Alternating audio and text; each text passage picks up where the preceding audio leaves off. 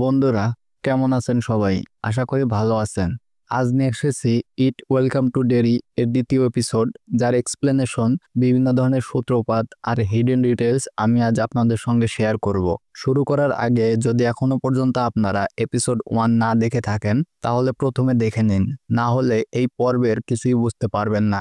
Link দেওয়া আছে ডিসক্রিপশনে, আর পিন কমেন্টেও অবশ্যই দেখে নেবেন। চলুন তাহলে আর দেরি না করে সোজা ভিডিওর দিকে যাই। ইট ওয়েলকাম টু ডেরি এর দ্বিতীয় এপিসোড শুরু হয় দুটি জিনিস দিয়ে। প্রথমেই দেখা যায় আগের এপিসোডের ক্লাইম্যাক্সের ঘটনাগুলো আবারও আমাদের এটা দেখানো হচ্ছে, যেখানে আমরা লিলির দৃষ্টিকোণ থেকে সবকিছু দেখি। কিভাবে সে মিউটেড মনস্টার বেবি, যে আসলে ইটি ছিল, স্ক্রিন থেকে বেরিয়ে এসে টেডি, ফিল আর সুজিকে নির্মমভাবে ছিঁড়ে হত্যা করে ফেলে।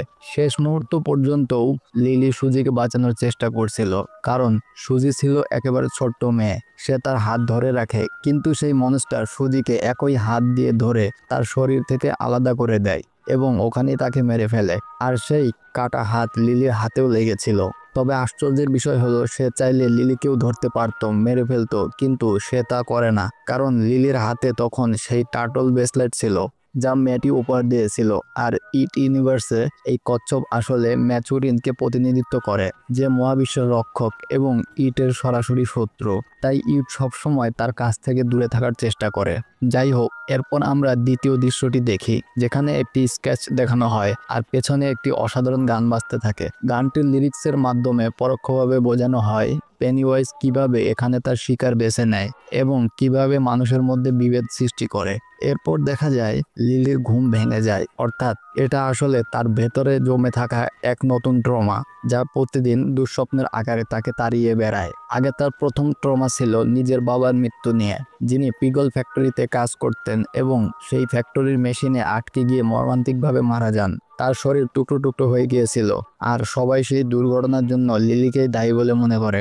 এমনকি তার নিজের মাও তাকে দোষী বলে মনে করেন। সেই ঘটনার পর থেকে স্কুলে আর আশেপাশের সবাই তাকে পাগল বলে ডাকে। যাই হোক, এখন গল্প আসে রনির দিকে, যার আসল নাম ভেরোনিকা ব্রোগান। তার বাড়ির বাইরে দুজন পুলিশ পাহারা দিচ্ছিল, কারণ রনির বাবার উপর আগে ম্যাটির নিখোঁজ হওয়ার ঘটনায় সন্দেহ করা হয়েছিল। তখনকার সময়ে এলাকায় বর্ণবৈষম্য ভীষণ বেশি ছিল, তাই পুলিশরা তাকে ফাঁসাতে চাচ্ছিল, কারণ সে ছিল একজন কৃষ্ণাঙ্গ মানুষ।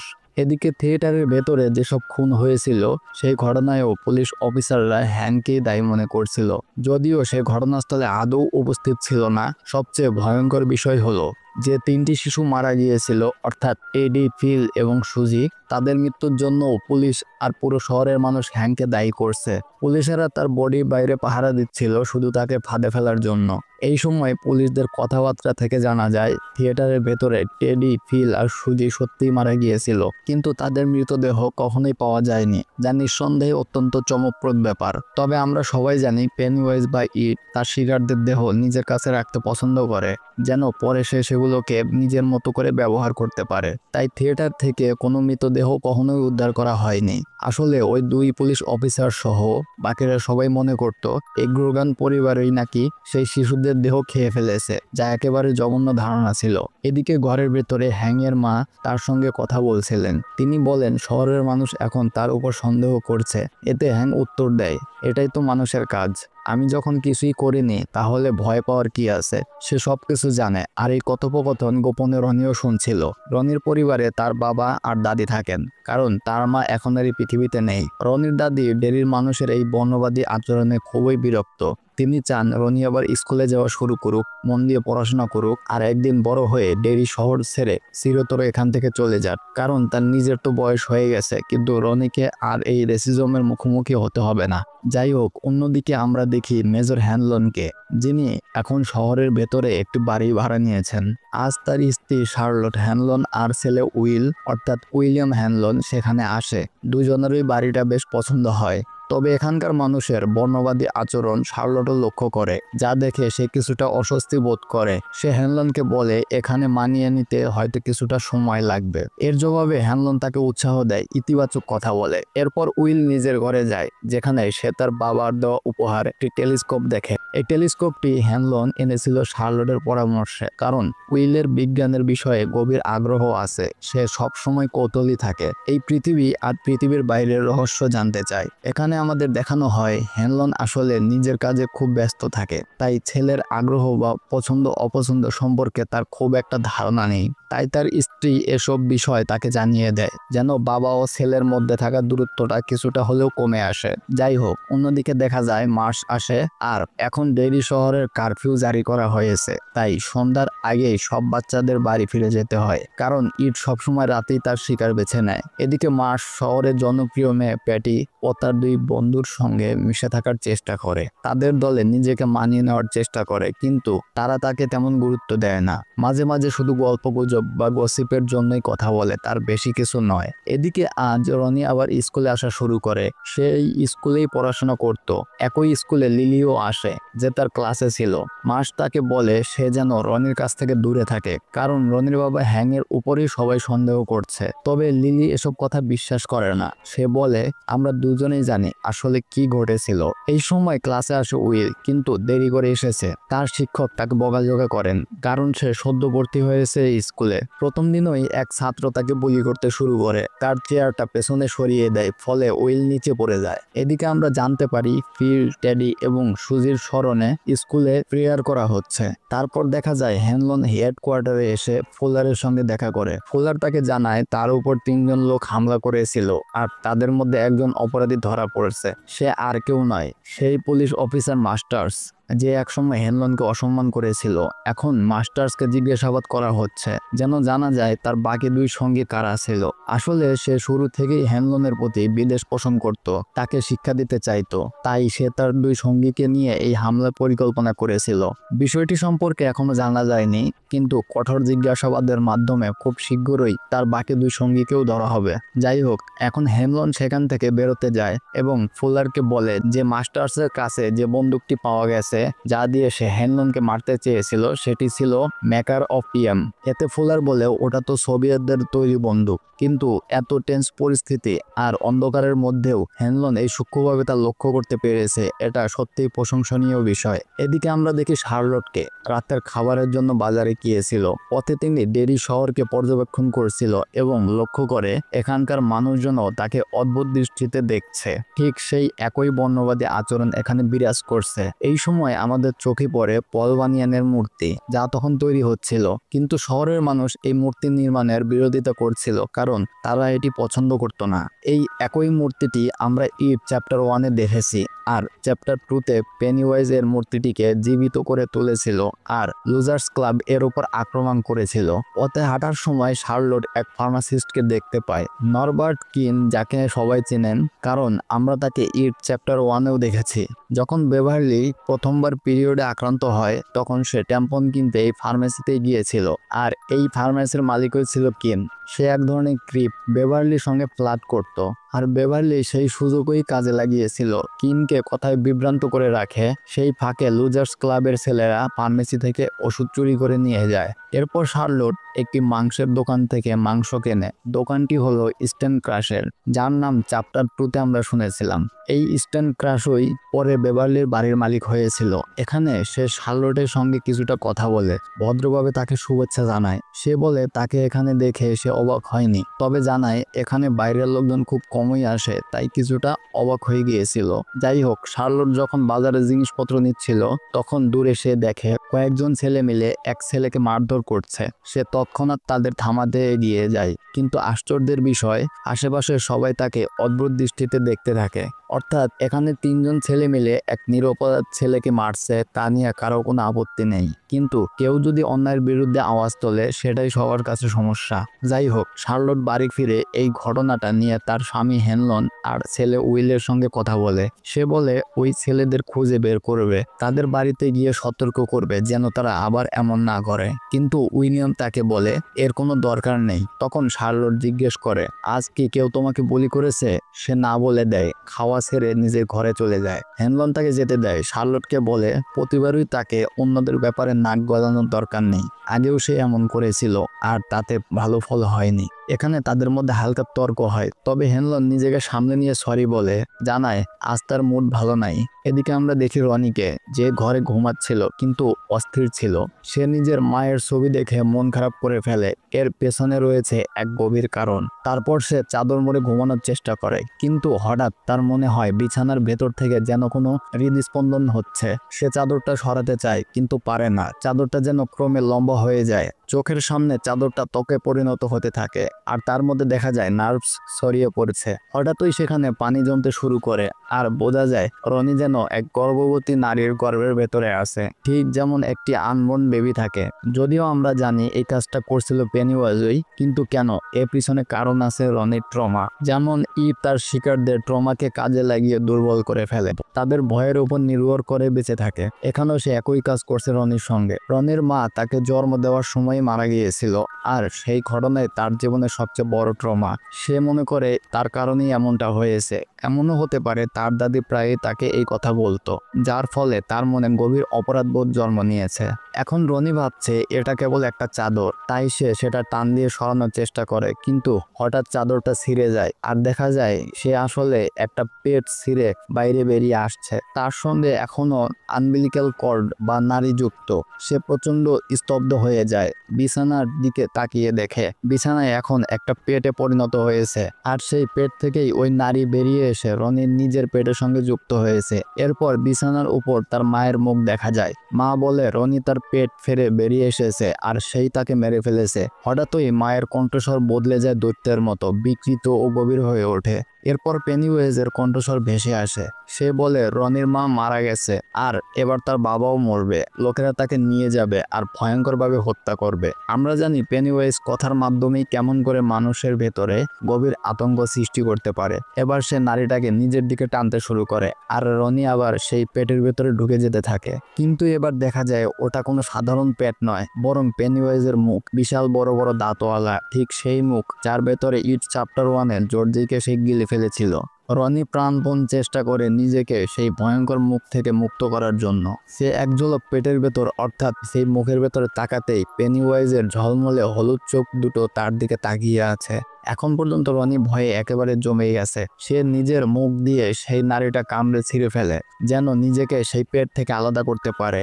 এখন তার মায়ের ভূত বা বলা যায় তার রূপ ধরে পেনিওয়াইজ তাকে আক্রমণ করতে থাকে। কিন্তু ঠিক তখনই তার বাবা আওয়াজ শুনে ঘরে চলে আসে। দাদিও সেখানে ছিল, আর ততক্ষণে সবকিছু একদম স্বাভাবিক হয়ে গেছে। অর্থাৎ রনি যা কিছু দেখেছিল আসলে সেখানে এমন কিছুই ছিল না। অর্থাৎ পেনিওয়াইজ কখনো বড়দের সামনে নিজেকে প্রকাশ করে না, সে শুধু বাচ্চাদেরই ভয় দেখায়। আর তার উপস্থিতির প্রভাব এমন হয় যে বড়দের ভেতরে প্রচন্ড রাগ, হিংস্রতা আর অস্বাভাবিক আচরণ তৈরি হয়। রনি তখন তার বাবার বুকে ঝাঁপিয়ে পড়ে, কান্নায় ভেঙে পড়ে, আর তার বাবা তাকে জড়িয়ে ধরে শান্ত করে। এদিকে দৃশ্য পাল্টে আমরা দেখি ডিক হ্যারনকে, যে তার দুই বন্ধুর সঙ্গে বারে বসে আনন্দ করছে। সে গর্বের সঙ্গে জানাচ্ছে সে নাকি একদম গোপন এক স্পাই মিশনে কাজ করছে, কিন্তু তার বন্ধুরা বিশ্বাস করে না, বরং হেসে ওঠে। ঠিক তখনই পুলিশ চিফ ক্লিন্ট বোর্স সেখানে আসে, নিজের ড্রিঙ্ক নিতে শুরু করে। কিছুক্ষণের মধ্যেই স্টেটসম্যান এসে তাকে জিজ্ঞাসা করে সে এখন পর্যন্ত হ্যাং নামের লোকটাকে থিয়েটারের কেসে গ্রেফতার কেন করেনি। সে জানায় তার উপর অনেক চাপ আছে। একথায় ক্লিন্ট সোজা জবাব দেয় সে কিছুই করতে পারবে না, কারণ তাদের হাতে কোনো প্রমাণ নেই হ্যাংকে ধরার মতো। তখন স্টেটমেন্টস হুমকি দেয় যদি সে দ্রুত গ্রেপ্তার না করে তাহলে তার জায়গায় অন্য কাউকে বসিয়ে দেওয়া হবে। আসলে হ্যাংয়ের গ্রেপ্তার চাওয়া ছিল নিছক বর্ণবৈষম্য থেকে, কোনো বাস্তব কারণ বা প্রমাণ ছিল না। ফলে ক্লিন্টের মন খারাপ হয়ে যায়, আর সে বারটেন্ডারকে বলে ডিক ও তার বন্ধুদের বের করে দিতে। ডিক হ্যারন তখন শান্তভাবে পরিস্থিতি বুঝে তার বন্ধুদের নিয়ে বার থেকে উঠে দাঁড়ায়। নিজের বন্ধুদের নিয়ে সে সেখানে থেকে বেরিয়ে যেতে শুরু করে। কোথাও না কোথাও ক্লিন্টের মনে হচ্ছিল ডিক হয়তো এমন কিছু বলে ফেলবে যা সে চায় না, তাই সে ওরা বেরিয়ে যাওয়ার স্বস্তি পায়। এখন যেহেতু কথা উঠছে ক্লিন্ট বোর্সের, বলা দরকার সে আসলে ইট চ্যাপ্টার 1-এ দেখানো হেনরি বোর্সের দাদা। মনে আছে নিশ্চয়ই, হেনরি ছিল সেই ছেলেটা যে লুজার্স ক্লাব এর সদস্যদের নির্যাতন করত। পরে পেনিওয়াইজের নিয়ন্ত্রণে এসে সে নিজের বাবাকে হত্যা করে, আর এরপর তাকে পাঠানো হয় জুনিপার হিল মেন্টাল অ্যাসাইলামে, যেখানে সে 27 বছর বন্দী ছিল। কিন্তু যখন পেনিওয়াইজ আবার ফিরে আসে তখন সে আবার হ্যান্ডিকে নিজের নিয়ন্ত্রণে নিয়ে লুজার্সদের বিরুদ্ধে পাঠায়। এদিকে ডিক হ্যালরান তার 2 বন্ধুকে নিয়ে ঘাঁটিতে পৌঁছায়, যেখানে প্রবেশ নিষিদ্ধ ছিল। সে গার্ডকে বলে তার উপর কোনো বাধা প্রযোজ্য নয়, তার বিশেষ অনুমতি রয়েছে। কিন্তু গার্ড সেটি বিশ্বাস করে না, বলা যায় বর্ণবৈষম্যের কারণে। তাই সে হেডকোয়ার্টারে ফোন করে জেনে নেয়, আর সেখান থেকে উত্তর আসে ডিক হ্যালরান যেখানেই যেতে চায়, যেমনভাবেই যেতে চায়, তার পথে কোনো বাধা দেওয়া যাবে না। এই কথা শোনার পর গার্ডের মুখের ভাব পুরো পাল্টে যায়। পরদিন ফুলার তার লোকজন নিয়ে জঙ্গলে বিভিন্ন জায়গায় খনন কাজ করাচ্ছিল, কিছু একটা খুঁজে বের করার জন্য। দূর থেকে স্থানীয় নেটিভ আমেরিকা এটি লক্ষ্য করেছিল এবং তারা একেবারেই খুশি ছিল না। আমার বিশ্বাস এরা সেই একই জনগোষ্ঠী যারা একসময় পেনিওয়াইজকে রিচুয়াল অফ চুড এর মাধ্যমে থামিয়েছিল। ফুলার এসে ডিকের সঙ্গে কথা বলে। সে জানায় ডিক এখানে কাজ করছে অনেকদিন হয়ে গেছে, অথচ এখনো তারা যা খুঁজছে তা পাওয়া যায়নি। কিন্তু ডিকের দাবি তার মধ্যে বিশেষ এক ক্ষমতা আছে, অর্থাৎ শাইন। ডিক বলে সে খুব শিগগিরই সেই জিনিসটিতে পৌঁছে যাবে, কারণ তার দৃঢ় বিশ্বাস সে এখন তার একেবারে কাছাকাছি। কথাটা শেষ হতেই হঠাৎ করে তার বমি আসতে শুরু করে। তাই যদি তাদের এই কথোপকথন থেকে কিছু বুঝতে না পেরে থাকেন, আমি একটু বলে দেই। ফুলার আসলে জঙ্গলের গভীরে এমন কিছু যা খুঁজছে, যা সাধারণ মানুষ খুঁজে বের করতে পারবে না। আর সেই জিনিসের অবস্থান জানতে সে ডিকের শাইন ক্ষমতার উপর নির্ভর করছে। ডিকের শাইন এখানে কাজে আসছে। মনে আছে নিশ্চয়ই, শেষ পর্বে বলা হয়েছিল ডিক ইটের উপস্থিতি অনুভব করতে পারে। আর এই ডিকই হচ্ছে দ্য শাইনিং সিনেমার সেই চরিত্র যেখানে হোটেলের হেড শেফ ছিল। আসলে প্রশ্ন আসে, ডিক এখানে থেকে দ্য শাইনিং এর জগতে কিভাবে পৌঁছালো? এর উত্তর আমরা আগামী এপিসোডগুলোতে জানতে পারবো। তবে এখন পর্যন্ত এটা পরিষ্কার হয়ে গেছে, ইট শুধু মানুষদের পেছনে নয়, কিছু মানুষদের তার শক্তির প্রতি লোভী, তার ক্ষমতাকে নিজের ইচ্ছামতো ব্যবহার করার চেষ্টা করছে। এখন যেমন আমি আগেই বলেছিলাম ডিকের হঠাৎ বমি হতে শুরু করছিল, ঠিক তখনই দৃশ্যটি হঠাৎ স্কুলের দিকে সরে যায়, যেখানে ক্যান্টিনে খাবার পরিবেশন করা হচ্ছিল। আর সেই দৃশ্যটা বেশ অদ্ভুত লাগছিল। এরপর দেখা যায় লিলি এখন একাই থাকতে শুরু করেছে, একাই খাওয়া দাওয়া করছে। আগে সে ম্যাটি আর তার বন্ধুদের সঙ্গে মিশে থাকার চেষ্টা করত, কিন্তু এখন এত বেশি চেষ্টা করতে করতে সে নিজেই রনি ও লিলিকে নিয়ে ঠাট্টা তামাশা শুরু করেছে। এখান থেকে স্পষ্ট বোঝা যায়, বিশেষ করে প্যাটি, সে মোটেই মার্শকে পছন্দ করে না, বরং তাকে নিয়ে মজা করতে শুরু করে। ঘটনাতে এমন হয় যে মার্শ মজা করে কিছু বলছিল, আর প্যাটির 2 বান্ধবী সেখানে হেসে উঠেছিল। এই বিষয়টাই প্যাটির খারাপ লাগে, আর সে মার্শকে খোঁচা মেরে বলে সে নাকি গতকালও একই সোয়েটার পরে এসেছিল। কথাটা শুনে মার্শ চুপ করে যায়। এরপর মার্শ লিলিকে ডাকে, তাকে নিজের পাশে বসে খাওয়ার জন্য বলে। প্যাটির দিকে বেঞ্চে বসার আমন্ত্রণ জানায়, কিন্তু লিলি তাকে উপেক্ষা করে একাই বসে যায়। ঠিক তখনই সেখানে রনি আসে, জানায় ইট আবার ফিরে এসেছে, ওদের বাবাকে নিয়ে যাওয়ার কথা বলছিল। রনি এবার নিজের সঙ্গে ঘটে যাওয়া ঘটনাগুলো সব খুলে বলে। এবার লিলি তাকে বোঝাতে চায় পুলিশ তার বাবা হ্যাংকে গ্রেপ্তার করবে না, কারণ সে জানায় যখন ঘটনাগুলো শুরু হয়েছিল তখন হ্যাং থিয়েটারের ভিতরেই ছিল না। কিন্তু এটা শুনে রনি প্রচন্ড রেগে যায়। সে বলে এতে তো উল্টো সন্দেহ আরো বাড়বে বাবার উপর। সে রেগে গিয়ে বলে লিলি সত্যি কথা বলেনি কেন, সে দানব সবাইকে গিলে ফেলেছিল। লিলি ভয় পেয়ে উত্তর দেয় সে এমন কথা কখনো বলতে পারে না, কারণ যদি বলে তবে সবাই তাকে আবার পাগল ভেবে মেন্টাল অ্যাসাইলামে পাঠিয়ে দেবে। এই কথা রনির রাগ আরো বেড়ে যায়। সে উঠে দাঁড়িয়ে লিলির উপর চিৎকার শুরু করেন, গালিগালাজ করে ফেলে। এত জোরে আওয়াজ হয় পাশের ক্লাসের শিক্ষিকা শুনে তাকে ধরে নিয়ে যায়। এদিকে অন্য দৃশ্যে দেখা যায় উইলিয়াম তার লকারের পাশে বসে চুপচাপ খাচ্ছে। তখন রিচ নামের এক ছেলে এসে তার সঙ্গে কথা বলে। রিচের সঙ্গে সে আগেও ক্লাসে দেখা করেছিল, আর রিচ তার প্রতি ভালো ব্যবহার করেছিল।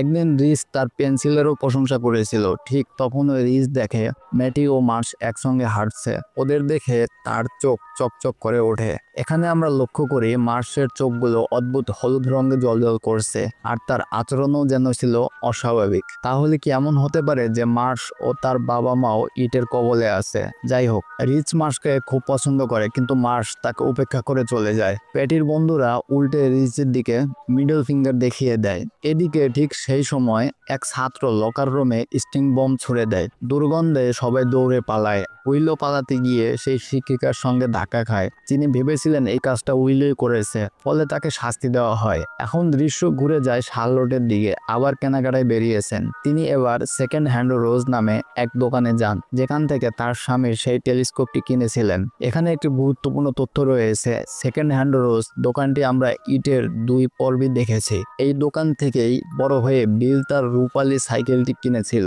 আর মজার বিষয় হলো, তখন এই দোকানের মালিক ছিলেন স্টিফেন কিং, যিনি ইট উপন্যাসটি লিখেছিলেন। শুধু এটিই নয়, বরং the shining, pet cemetery, Salem slot, doctor sleep আরও অনেক বিখ্যাত রচনার স্রষ্টা তিনি। এখন গল্পে ফিরে আসা যাক। স্কুলে রনি এবং উইল দুজনেরই তাদের শাস্তি অর্থাৎ ডিটেনশন রুমে সময় কাটাচ্ছিল। এখানে তাদের একে অপরের সঙ্গে পরিচয় হয়। কথাবার্তার সময় আমরা দেখি উইল বিজ্ঞান খুব ভালোবাসে, মহাকাশ সম্পর্কে পড়াশোনা করতে ভালোবাসে। এর মধ্যে তারা দুজন এক অদ্ভুত শব্দ শোনে। বাইরে তাকিয়ে দেখে পুলিশ অফিসাররা লিলিকে নিজেদের সঙ্গে নিয়ে যাচ্ছে। পুলিশ স্টেশনে গিয়ে ক্লিন্ট তার সঙ্গে কথা বলে, সেদিন রাতের ঘটনা সম্পর্কে জানতে চায়। লিলি জানায় তখন হ্যাঙ্ক সেখানে উপস্থিত ছিলেন না, তাই তার কোনো দোষ নেই। কিন্তু ক্লিন্ট উপর থেকে চাপের কারণে চায় হ্যাঙ্ককে এই ঘটনার জন্য দায়ী করা হোক। তাই সে প্রথমেই লিলিকে ভয় দেখায়। যদি সে না বলে হ্যাঙ্ক সেখানে ছিল, তাহলে প্রধান সন্দেহভাজন হয়ে সে নিজেই অর্থাৎ 3টি শিশুকে সেই হত্যা করেছে, যেহেতু তাকে রক্তে ভেজা অবস্থায় পাওয়া গিয়েছিল। সমস্ত সন্দেহ তার দিকেই যাবে। তখন তাকে আবার জুনিপার হিলে পাঠানো হবে। এই কথা শুনে লিলি ভয় কাঁপতে থাকে, কারণ মানসিক সমস্যার কারণে সে আগেও সেখানে গিয়েছিল আর কোনোভাবেই সেখানে ফিরতে চায় না। এরপর ক্লিন্ট আবার জিজ্ঞেস করে, তুমি কি পুরোপুরি নিশ্চিত যে হ্যাঙ্ক সেখানে ছিল না? লিলি এবার নিশ্চুপ থেকে না সূচক উত্তর দেয়, আর এটুকুই যথেষ্ট ছিল হ্যাঙ্ককে গ্রেপ্তার করার জন্য। এখন রনি এই পুরো ঘটনার কারণে মানসিকভাবে ভেঙে পড়েছিল। আশেপাশে কমিউনিটির লোকজন তাদের পরিবারকেই দোষারোপ করছিল। এই পরিস্থিতিতে রনির দাদি ক্রমাগত চিৎকার চেঁচামেচি করছিলেন। যাই হোক, এসব ঝামেলার বিরক্ত হয়ে রনি সোজা লিলির বাড়িতে চলে যায়। গভীর রাতে দরজায় কড়া নাড়তে থাকে। তখন লিলির মা বাইরে এসে তাকে দেখে পাগল বলে গালমন্দ করতে থাকে। ঠিক সেই সময় লিলি তার ঘর থেকে নিচে নেমে আসে, আর রনি সরাসরি তাকে প্রশ্ন করে সে তার বাবা সম্পর্কে কি বলেছে। তখন লিলি জানায় ক্লিন্ট তাকে বাধ্য করেছিল কথা বলতে। এই কথা শুনে লিলির মা রনিকে তাড়িয়ে দেয়। রনি তখন বাইরে দাঁড়িয়ে লিলির দিকে চিৎকার করতে থাকে। এরপর হ্যানলান জেলে গিয়ে মাস্টার্সের সঙ্গে দেখা করে। তার সামনে সেই একই মেকার পিএম বন্দুক রাখে, যেটি তার উপর হামলাকারী ব্যবহার করেছিল। ফুলারের ধারণা ছিল এই হামলার পেছনে সাবস্টার্সদের হাত আছে, তাই সম্ভবত হ্যানলনের এটি ছিল নিজের মতো করে সত্য যাচাই করার উপায়। হ্যানলন জানায় সে আগেও এই বন্দুকটি ব্যবহার করেছে, কিন্তু এর একটি সমস্যা হলো এটি মাঝে মধ্যে আটকে যায়। সে নিজেও এটি ঠিকমতো চালাতে পারেনি। কিন্তু সেই রাতে মাস্টার্স এক ঝটকায় বন্দুকটি লোড করে ফেলেছিল।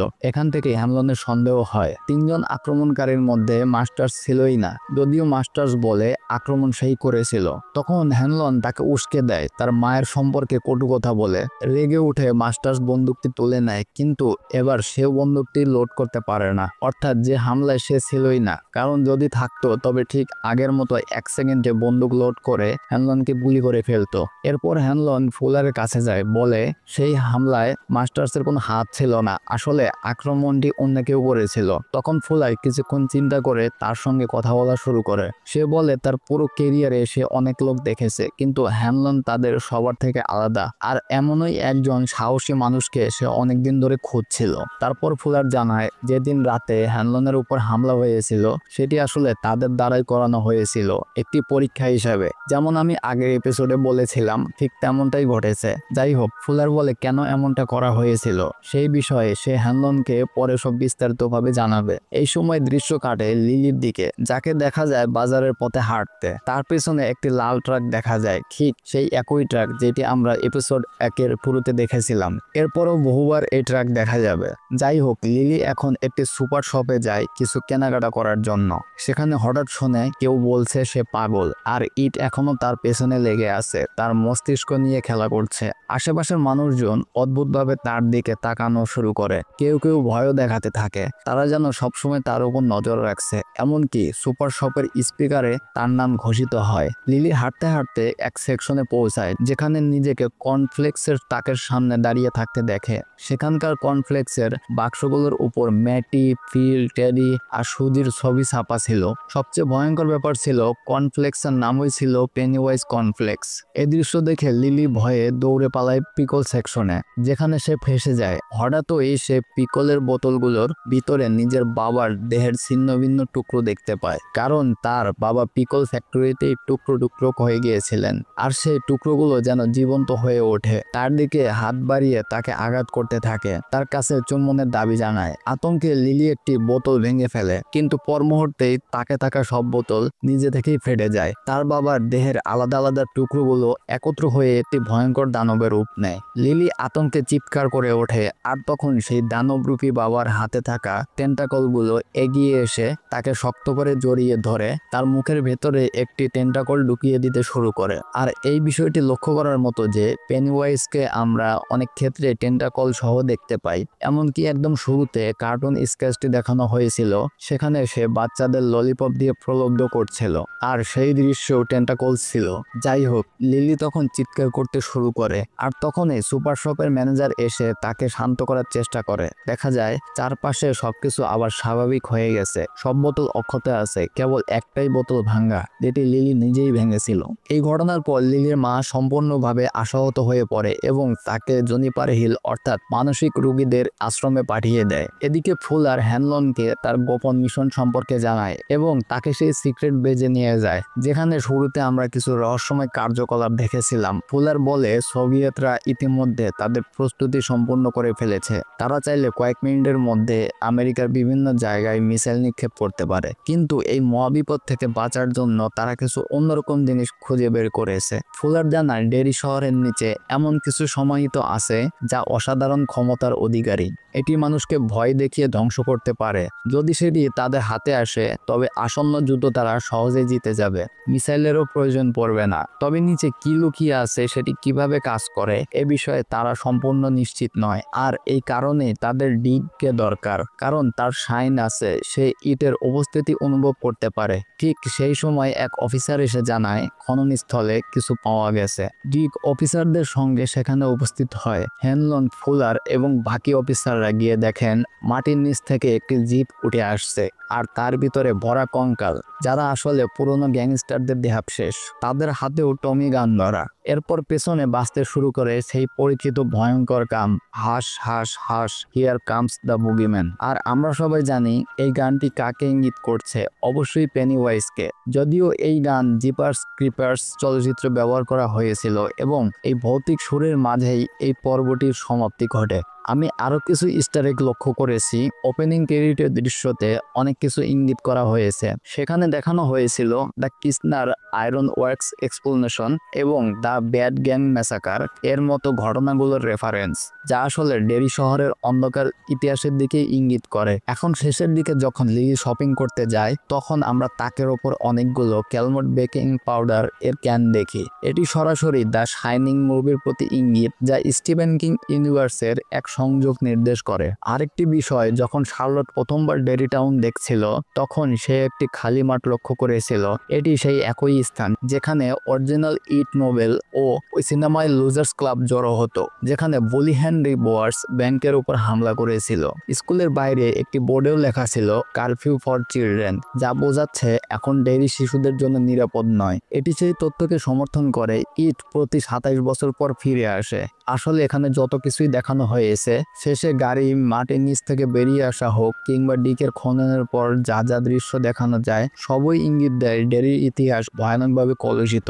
অনেক রহস্য ও সূত্র রয়েছে যেগুলো ভবিষ্যতের এপিসোড কিংবা সিজনগুলোতে বিস্তারিতভাবে দেখানো হবে। আশা করি এপিসোড 2 এর এই গল্পটি আপনাদের ভালো লেগেছে, আর সমস্ত ডিটেলস, ইস্টার এগস এবং লুকানো বিষয়গুলো আপনারা স্পষ্টভাবে বুঝতে পেরেছেন। আর আসন্ন 3য় এপিসোড আমরা স্পষ্টভাবে দেখতে পাবো কিভাবে ডিক হ্যানলন প্রথমবারের মতো ইটের মুখোমুখি হয়। সে দেখতে পাবে তার সেই হলুদ চোখগুলোকে। আজকের ভিডিও এখানেই শেষ করছি। আশা করি আপনাদের এই ভিডিওটি ভালো লেগেছে। যদি ভালো লেগে থাকে তাহলে ভিডিওটি লাইক করুন, চ্যানেলটি সাবস্ক্রাইব করুন এবং বেল বাটন ক্লিক করে রাখুন, যেন বাকি সব এপিসোডের নোটিফিকেশন আপনাদের কাছে দ্রুত পৌঁছে যায়। দেখা হবে আপনাদের সঙ্গে পরের ভিডিওতে। ততক্ষণ পর্যন্ত ভালো থাকবেন, সুস্থ থাকবেন। ধন্যবাদ।